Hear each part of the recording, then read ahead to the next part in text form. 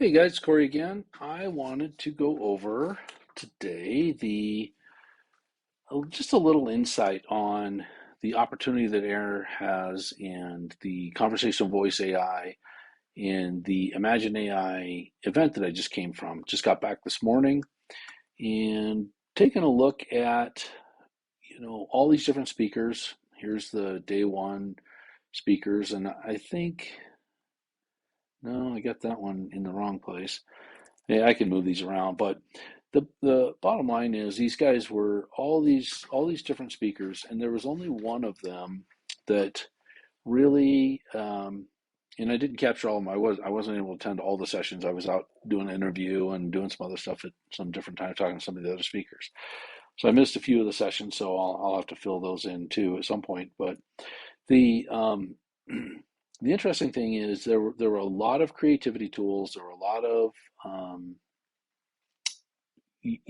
various tools, various ways that people were uh, approaching AI. The only one that really had some information, kind of a approach to putting AI through an organization, or the urgency of that.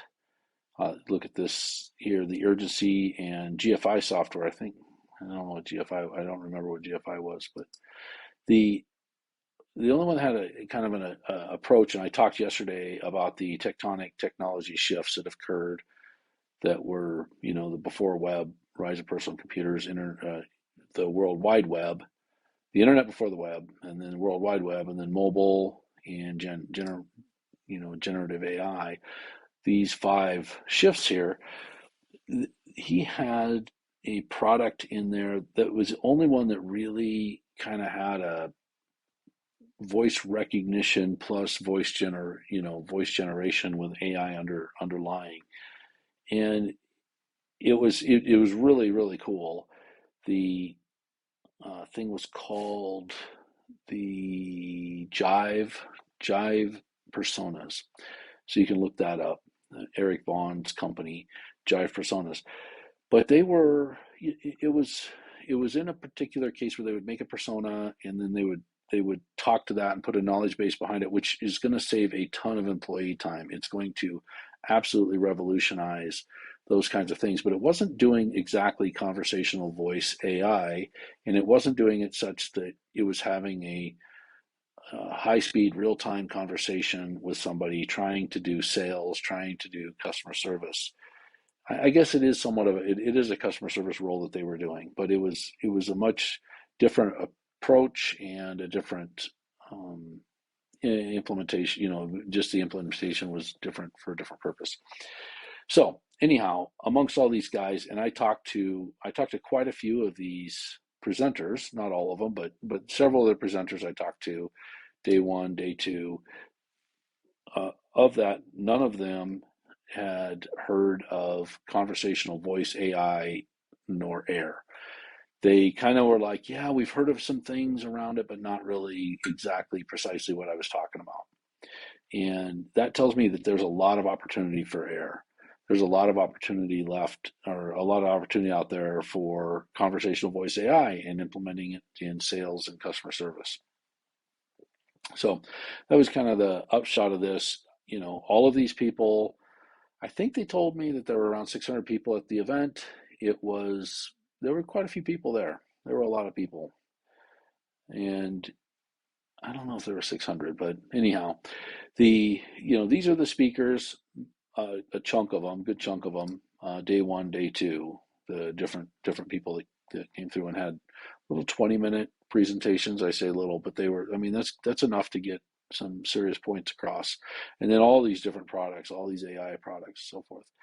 But very few people, out of all the people I talked to, which was quite a few, I don't really have a good number, but only three people had ever heard of Air.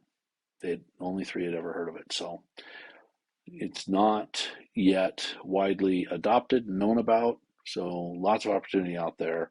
And every single person that I talked to would really get their minds grinding away on how could we implement this. I've got other options here. I've got things that I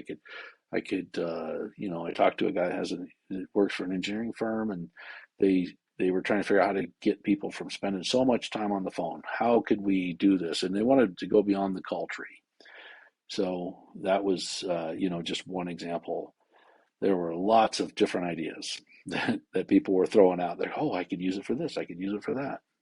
And even people that were really not in the business where they had a call center or whatever, they come up with not call center, but call people that were on phones. They were like, oh, I could do this to call around and do this, gather this information or gather that information. So anyhow, lots of opportunities out there for Air. And if you're someone that is looking to build an agency around the Air technology, I would like to work with you. I can get you the priority license access, the priority servers, the agency servers, support, and I'm going to be working on some training documentation. I think I was just talking about that, maybe being able to put that together so that we can start training people on how to do this and as an agency and build it around an agency license so that you've got that access, so you've got that that backing you.